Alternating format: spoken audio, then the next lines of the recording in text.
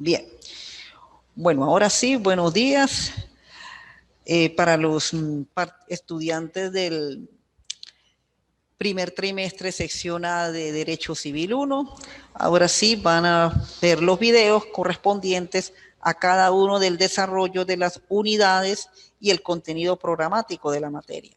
Bueno, como se les explicó en la presentación, pues van a tener ustedes la primera diapositiva relacionada con la presentación de Derecho Civil, en la cual, como ven ahí en la diapositiva, mi identificación, nombre, mi experiencia universitaria, eh, mi experiencia profesional, y tienen lo relacionado a los correos y a los teléfonos. Les hago una aclaratoria que lo que relacionado con los correos son medios para utilizar en la cual el alumno tenga inquietudes, el alumno tenga algunas cuestiones que no les quede clara aquí dentro de la grabación, pero no es un mecanismo en el cual ustedes tengan que presentar los trabajos en los correos. Los trabajos deben ser presentados en la plataforma porque es una exigencia de la universidad y hay que tratar de acatar las normas que la universidad dicta. Así que los correos son medios alternativos para consultas, para información y no para presentar los trabajos. Igualmente lo relacionado con los teléfonos. En esta diapositiva ustedes observan ya la planificación, cómo se van a desarrollar las 5 evaluaciones, la fecha de presentación, y esas fechas van a tener una prórroga de 10 días que se le dan de más para que puedan presentar la actividad. Ya las actividades están colocadas, sobre todo lo que relacionado con el primer punto, las nociones fundamentales del derecho civil; el segundo punto, la persona natural, jurídica y el nombre; y el tercer punto, el domicilio, la muerte, el estado civil y el registro de capacidad de las personas. Las otras dos actividades, 15 días antes de la fecha de la entrega de evaluación, se le colocará cómo va a ser desarrollado ese tipo de actividad, que es una prueba escrita y un trabajo práctico, en la cual la primera, la prueba escrita, pues se desarrolla de forma individual como las 3 anteriores, y en cuanto al trabajo práctico, pues lo permito que se haga en grupo, eso sí, máximo 5 o 6 personas por cada grupo. Bien. Bueno, ahora sí vamos a desarrollar ya lo que es el contenido programático de la materia de derecho civil. Primeramente, lo que son las nociones fundamentales del derecho civil. Y aquí pues están los puntos en cuanto a la definición, a las instituciones, las ramas, la evolución histórica, el derecho civil en Venezuela, cómo ha sido la evolución del Código Civil y el Código Civil vigente, más lo que ha sucedido entre el Código Civil y la reforma constitucional del año 1999. Bueno, definiciones pues encontramos a través de la doctrina y a través, bueno, de cómo el derecho civil se evoluciona en la normativa rectora que es el Código Civil. Pero generalmente el derecho civil, como rama del derecho privado, y como lo explica allí su diapositiva, pues es el derecho en el cual comprende el número de normas por el cual las personas, más que todo, llevan a cabo las relaciones privadas entre personas, y en algunos casos también entre el Estado y las personas, como sucede sobre todo en las nuevas corrientes que ahora se está desarrollando el derecho civil. Pero generalmente es la rama del derecho privado por el cual las personas llevan a cabo sus relaciones privadas, y esas relaciones privadas pues van a dar consecuencias jurídicas en la cual se determina a través de la realización de actos o de negocios jurídicos. El derecho civil comprende por lo general 3 grandes instituciones, y en la normativa, sobre todo en el Código Civil, lo vamos a encontrar prácticamente en los libros que se divide el Código Civil, como lo es el 1 de C. Sobre todo en el libro primero es donde vamos a encontrar lo relativo a las personas y a la familia, desde el punto de vista de la persona, su identidad, su domicilio, filiación y las acciones de Estado. La familia igualmente también se encuentra en el libro 1 cómo se rigen estas relaciones de familia, y el patrimonio, que por lo general se subdivide en tres grandes figuras, en tres grandes derechos, lo que son los derechos reales, los derechos de crédito y los derechos sucesorales. Ellos lo que se van a encontrar prácticamente en los libros 2 y 3 del Código Civil. En el libro 2 vamos a tener lo que son los derechos reales y los derechos sucesorales. Y en el libro 3 es donde vamos a tener los derechos relativos al crédito, que son el derecho de las obligaciones. En cuanto a las ramas, precisamente es el desarrollo de estas instituciones, y por eso es que estas tres grandes instituciones pues va a comprender 5 ramas: el derecho a las personas, bienes y derechos reales, las obligaciones, que son el derecho de crédito, el derecho de familia, los estados familiares, las relaciones personales y patrimoniales que se derivan de lo mismo, y el derecho a las sucesiones, que es el derecho hereditario, y esto más que todo comprende cómo es que va a distribuirse el patrimonio una vez que su titular fallece, es decir, se produce la muerte de ese titular de esos derechos. En cuanto a la evolución histórica, bueno, el derecho civil prácticamente tiene su nacimiento, su origen en el derecho romano. Y desde Roma es donde nace estas instituciones, este derecho, que es el derecho romano, y de ahí es donde va a evolucionar el derecho civil, sobre todo a nivel de las personas, familias, el derecho de sucesión y el derecho de crédito. En la época del emperador Justiniano es donde se produce la primera gran codificación del derecho civil a través del llamado Código de Justiniano, que precisamente unifica estas instituciones del derecho civil, porque más que todo en la República Romana el derecho civil se legislaba de una manera muy aislada, es decir, cada institución contaba con su ley. En el Código Justiniano se reagrupa todas las instituciones para que se formen todas a través de una sola norma, y que es lo que en muchos países del mundo pues es lo que se sigue.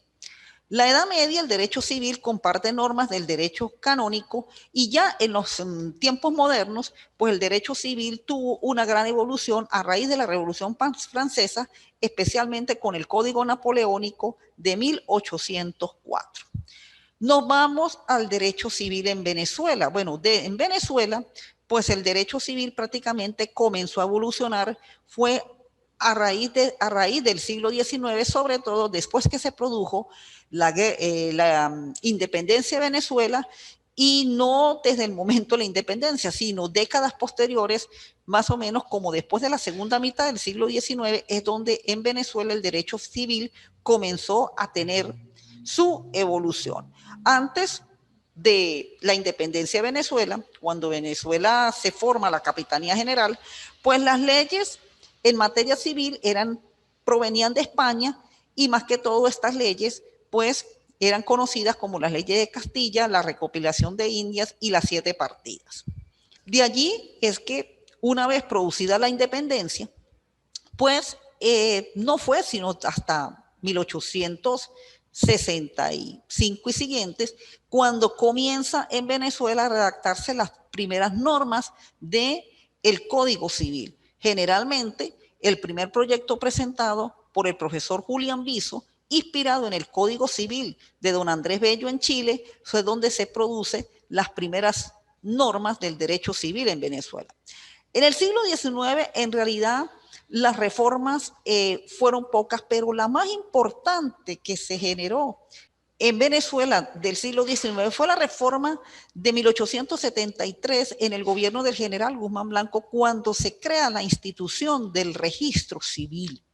Registro civil que hoy en día pues tiene su ley especial, pero es a partir de ese momento cuando el Estado comienza a asumir todo lo relacionado con el control de los ciudadanos a través del registro civil, como lo es la institución que se encarga de los nacimientos, matrimonios y defunciones, porque anteriormente estas figuras eran llevadas por la Iglesia Católica, estos registros eran llevados por la Iglesia Católica y no por el Estado. En 1873 el Estado pasa a llevar el control de los nacimientos, matrimonios y defunciones de los ciudadanos en Venezuela, y es ahí donde se produce esa importante reforma del Código Civil. Posteriormente se produjeron reformas en 1880 y 1896 y comienza el siglo XX prácticamente en 1904 con una reforma muy interesante que fue la instauración del divorcio en Venezuela. Venezuela ha sido uno de los primeros países, más que todo, tanto de Sudamérica como de Latinoamérica, de implantar esta institución jurídica. Posteriormente vinieron reformas en 1916, 1922, más que todo se reformaba mucho materias de derecho de familia, derechos relacionados con la afiliación, con el reconocimiento de los hijos, con las formalidades para la celebración del matrimonio civil y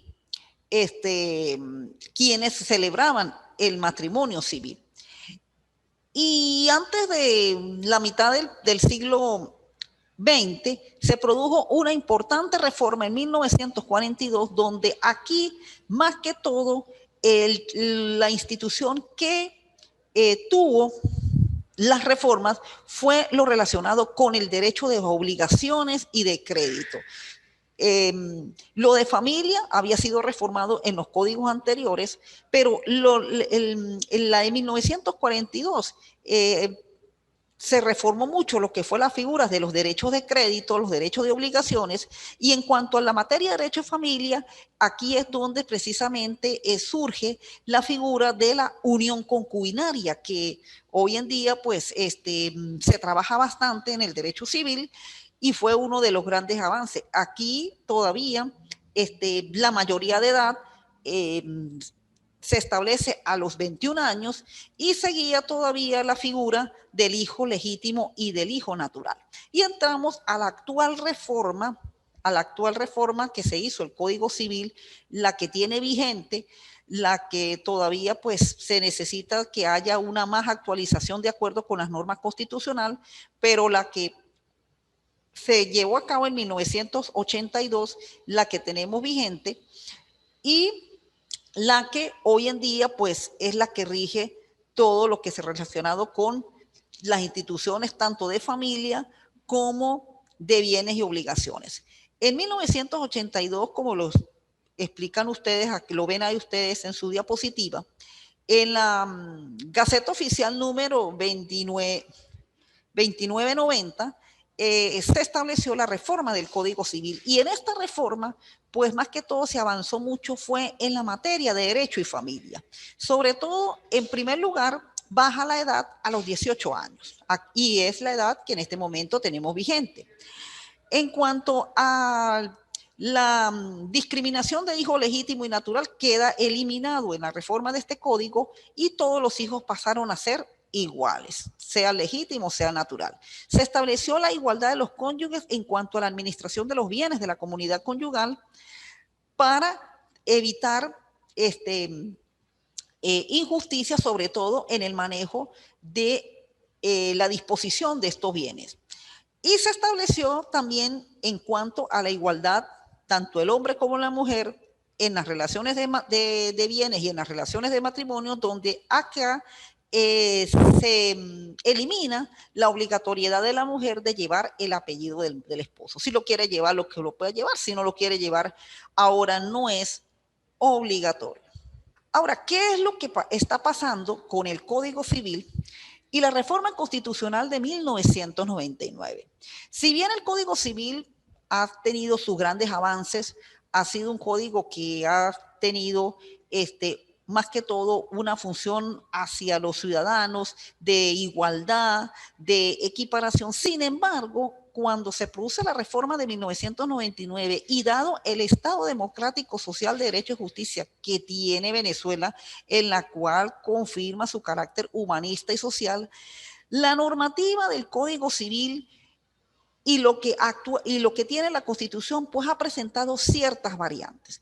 ¿Y cuáles han sido esas variantes que han presentado la norma sustantiva del Código Civil y la reforma constitucional? Que en muchos casos el Código Civil prácticamente ha pasado a convertirse en norma supletoria de ciertas instituciones. Y se volvió de nuevo a que muchas instituciones comenzaran a tener leyes particulares para ella. Una de esas leyes que surge es la ley de los niños y adolescentes, la famosa conocida como la LOMNA, Ley Orgánica para la Protección del Niño y Adolescente, donde prácticamente toda la normativa del derecho de familia relacionado con la patria potestad, relacionado con la afiliación, relacionado con la obligación de manutención, relacionado con las acciones de filiación que tienen que ver con los niños y adolescentes, ahora se llevan por esta ley y el Código Civil pasó a ser norma supletoria. Otro de los aspectos importantes donde prácticamente el Código Civil se convierte en norma supletoria es con la ley de registro civil. Cuando en el 2009 surge esta ley, la ley orgánica del registro civil, pues prácticamente todo lo relacionado con la organización del registro civil, con la elaboración de las actas de registro civil, las de nacimiento, las de matrimonio, las de defunciones, y la manera como se produce lo relativo con el cambio de nombre, con la inserción de las actas del registro civil, pues ahora es la ley del registro civil y el Código Civil pasa a ser norma supletoria. Y si vamos con la materia de tanto de los bienes y de los derechos de obligaciones y de crédito, se están produciendo una serie de normas en la cual el Código Civil pasa a ser una norma supletoria, y eso está en el caso de la ley de venta de parcelas, de la ley de arrendamientos de vivienda, del del decreto ley relacionado con el arrendamiento de los inmuebles del comercio, y así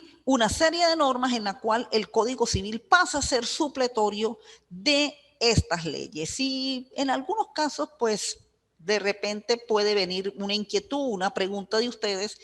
Se han generado hasta mucha desigualdad y muchos inconvenientes en la cual pues hoy en día todavía los tenemos presentes. Bien, aquí tenemos lo relacionado con el primer punto que comprende la primera evaluación del cuestionario del derecho civil y su evolución tanto histórica como el concepto y las instituciones del derecho civil. Bueno, ahora sí vamos a comenzar con lo que es el otro tema de la unidad 1, la persona natural, la persona jurídica, la identidad y el nombre. Bien, tanto en su material de apoyo como en las diapositivas que tienen ustedes en la plataforma, ahí tenemos que en el primer punto relacionado con la persona natural, pues ella va a tener primero una definición desde el punto de vista etimológico, o sea, desde el punto de vista de lo que es la palabra persona como tal. Y los autores han identificado que la persona, precisamente, que en palabra latina se llama personae, y esas máscaras pues eran las que utilizaban los actores de teatro cuando se presentaban en los antiguos teatros griegos. Tomando desde el punto de vista de lo que es la persona, desde el punto de vista biológico, filosófico y en derecho, pues tiene tres tipos de vertientes. La primera, que es lo relacionado con la especie humana, desde el punto de vista biológico, ¿sí? El ser humano pensante, como se dice muchas veces desde el punto de vista muy coloquial, de carne y hueso, en la cual pues camina, anda, es decir, cuando uno lo ve físicamente. Está desde el punto de vista de la filosofía, filosófico, en la cual ya la persona pues lo que lo diferencia del animal, porque la persona se considera el ser capaz de concretar fines, de pensar, de manifestar ideas, de manifestar una serie de actuaciones, en la cual se hacen desde el punto de vista de la razón y es lo que lo diferencia del animal. Pero entramos a lo que nosotros como abogados nos interesa como persona y es lo que define la ley desde el punto de vista del derecho, en la cual la persona es sujeto apto y titular de derechos y deberes jurídicos. Por eso es que en derecho la persona no es solamente el ser humano que piensa, que siente, que manifiesta inquietudes, que habla, que come, lleva a cabo su vida normal, sino es la persona, aquel sujeto en la cual en determinados momentos tiene derechos, en determinados momentos tiene deberes jurídicos, tiene obligaciones y que no solamente es la persona de natural, la de carne y hueso, sino también existe la otra persona que es aquella que es formada por la ley, producto de la reunión de varias personas naturales y de ahí es donde, es donde entra lo que llaman la persona jurídica. Por eso desde el punto de vista jurídico, la persona natural, y traigo esa definición acá en la diapositiva, se dice que es toda persona que tiene aptitud para figurar como sujeto activo, titular de derecho pasivo, en la cual se obliga de una relación jurídica, ya sea individual, el individuo de la especie humana, o ya sea colectiva, cuando las personas pues se reúnen verdaderamente pues para formar una nueva persona o también para realizar cualquier tipo de actividad. ¿Dónde proviene la tradición, la clasificación de las personas naturales? Hombre individualmente considerado a quien deviene la condición de persona por su propia naturaleza y colectivas, morales, jurídicas, conjunto de personas y bienes sobre las cuales el derecho reconoce como persona y los hace sujeto de derecho. Por eso es que la persona en derecho, nosotros cuando trabajamos con las personas, primeramente trabajamos es con mayores de edad. ¿Por qué trabajamos con mayores de edad? Porque a partir de los 18 años es cuando la persona empieza desde el punto de vista jurídico a ser capaz de realizar esos actos o negocios jurídicos. No sucede en el caso por lo menos del sentido biológico y del sentido filosófico. Por lo menos el sentido biológico para el médico, desde que nace ya el médico atiende a ese infante. Desde el punto de vista filosófico, pues ya hay profesionales que pueden atender a niños con cuestiones de problemas mentales, igualmente adolescentes. Nosotros no como abogados, porque nosotros como abogados, para que la persona de verdad sea nuestro centro de atención y podamos, como no, canalizarle su solución legal, ella tiene que primero ser mayor de edad. Y si no tiene esa capacidad, no es mayor de edad, entonces la ley establece los mecanismos en la cual, en el caso del menor de edad o en el caso del incapaz, qué es lo que hay que hacer a través de las autorizaciones que da el Tribunal de Protección en materia de niños y adolescentes o a través de las figuras de la interdicción o de la inhabilitación cuando la persona es incapaz. Entonces, por eso es que para nosotros los abogados, pues la persona tiene que ser mayor de edad, plenamente capaz del ejercicio de su lucidez mental y tener, como se dice, esos derechos y deberes, gozarlos en plena libertad, porque por lo menos el preso, mientras dura su condena penal, él está inhabilitado para ejercer derechos y deberes. De allí que el Código Civil en Venezuela, la persona, pues no se toca, no se dice solamente la persona, ser humano pensante, el que camina, sino que precisamente el Código Civil toca los dos tipos de personas. Entonces, el artículo 15 precisamente nos dice que las personas en derecho pues son naturales y jurídicas. Y de ahí tenemos desde los artículos 16, 17, 18, la persona natural, y lo que es desde el artículo 19 hasta el 23, la persona jurídica, es cómo contempla la normativa legal en que en Venezuela se rige a la persona. La primera, bueno, todos los individuos de la especie humana son personas, el artículo 16. Y el artículo 17 nos indica cómo es que en Venezuela es concebida la persona natural desde el punto de vista legal, desde el punto de vista del sujeto de derecho. Y de allí, como lo ven ustedes en su diapositiva, observa que esto se maneja en base a 3 teorías. La teoría de la concesión, teoría del nacimiento y la teoría ecléctica, que es la que adopta el legislador venezolano. ¿Por qué el legislador venezolano adopta la teoría ecléctica? Porque el legislador venezolano enmarca en este artículo 17 las 2 teorías y la enmarca de la siguiente manera. Dice el artículo 17, el feto se tendrá por nacido cuando se trate de su bien. Esa expresión de la norma, el feto se trate por nacido cuando se trate de su bien, ahí es donde se ubica la teoría de la concesión, porque la teoría de la concesión precisamente establece que la persona es concebida como tal desde el momento en que es engendrado en el vientre de la madre y ella ya adquiere personalidad durante su embarazo. Entonces, esa palabrita, cuando se trate de su bien, se refiere a aquellos casos en los cuales ese feto, producto de su gestación, empieza a tener derechos. Y uno de los casos que se pueda producir es que fallezca el padre de esa criatura y ese padre haya dejado una herencia. Ahí hay una institución en la cual ese feto ya va a acceder a un derecho como lo es el derecho hereditario.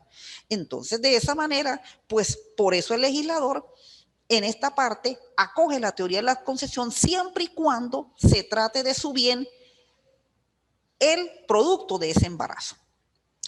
Y la otra parte del artículo, y para que sea reputado como persona, basta que haya nacido vivo, allí es donde se ubica la teoría del nacimiento en la cual la persona se considera desde el momento que nace, siguiendo la teoría de la vitalidad, es decir, que esa persona, para que nazca, esa criatura, cuando se nace, tiene que nacer con vida. Por eso, esta es la teoría en la cual acoge el legislador venezolano. Y el siguiente artículo, pues, el artículo 18, en la cual la mayoría de edad es a los 18 años. La persona como sujeto de derecho, precisamente, es la figura en la cual lo tienen las normas jurídicas y es como en derecho nosotros concebimos la persona, porque la persona tiene derechos, pero también se obliga a tener deberes cuando lleva a cabo sus actos o negocios jurídicos. Ahí tenemos lo relacionado con la personalidad y la capacidad que precisamente vienen a corroborar de que la persona titular de derechos y deberes jurídicos, y para poder ser titular de derechos y deberes jurídicos, tiene que tener aptitud para hacerlo. Y de allí es donde está el concepto de la capacidad. Vamos a lo que es la persona jurídica. Ya la persona jurídica es aquella que es creada por la ley y ella es producto de la reunión de varias personas naturales. Su fundamento legal, los artículos 18, 19, 20, 21. Y en cuanto a la persona jurídica, las tenemos de 2 formas, tanto las de derecho público como las de derecho privado. Ustedes ahí en sus diapositivas tienen cuáles son esas personas jurídicas de derecho público y derecho privado, que lo establece más que todo lo que es el artículo 19, 20 y 21 del Código Civil. En cuanto a la persona jurídica en el sistema venezolano, pues aquí hay una importante apreciación de la doctrina y sobre todo la norma constitucional le da ese carácter prácticamente garante de que cuando las personas naturales se reúnen con el fin de crear una institución, bien sea a través de una sociedad civil o una sociedad mercantil, pues el Estado, además de reconocer ese tipo de personas, tiene que brindarle los mecanismos para que esa constitución de la persona sea de manera normal y las personas, ese grupo de personas naturales, pues no tengan ningún inconveniente en la constitución de esa nueva persona jurídica. Bien, entonces ahí tenemos cómo el, el legislador venezolano y las normas constitucionales, pues establece los mecanismos cómo debe constituirse y formarse esta persona jurídica. Y finalizamos ya esta primera unidad con lo que es la identificación de la persona a través de lo que es el nombre. Bueno, el nombre, pues precisamente, es el primer mecanismo en la cual todo ser humano al nacer tiene. ¿Y por qué toda persona, pues, debemos tener un nombre? Porque sencillamente el nombre es lo que nos diferencia de una persona a otra. Ese nombre tiene naturalmente su tutela legal, tanto en el Código Civil como en la Ley de Registro Civil. Acá en la diapositiva pues les traigo algunas definiciones, algunos conceptos, por lo menos la opinión del diccionario de Cabanela. La definición más sencilla que sirve para diferenciar, para identificar a la persona y con ello contribuye a la personalidad y cómo es que se clasifica el nombre. El nombre por lo general tiene tres atributos. Primero, el nombre de pila, que es el nombre que por lo general tiene la persona y más que todo esto se basa es en el sexo cuando nace. Si se es mujer, pues nombres relativos a mujer, y si se es hombre o varón, nombres relativos a hombre. Pero el apellido es el que proviene producto de la relación filial de padres a hijos. Ese también es el llamado nombre patronímico. Y este apellido sí está determinado es por la ley. ¿Cómo es que se determina el nombre patronímico, que es el apellido? Y la combinación de los dos, pues es donde da el nombre de la persona. Ahí tenemos en esta diapositiva, pues las características del nombre: inalienable, indisponible, imprescriptible y el principio inmutable, es decir, no se modifica salvo aquellos supuestos emitidos por la ley, y la Ley de Registro Civil pues establece que hay 3 casos por el cual se pueda cambiar el nombre de pila. Ahí están los elementos: nombre de pila, el apellido llamado nombre patronímico, que ya se explicó en qué consiste. Y en la determinación del nombre, bueno, como anteriormente se le dijo, en cuanto al nombre de pila, pues es el nombre que se le coloca a la persona, bien sea por su sexo, por en que nació, y este nombre es el que coloca los padres. Es el que coloca los padres.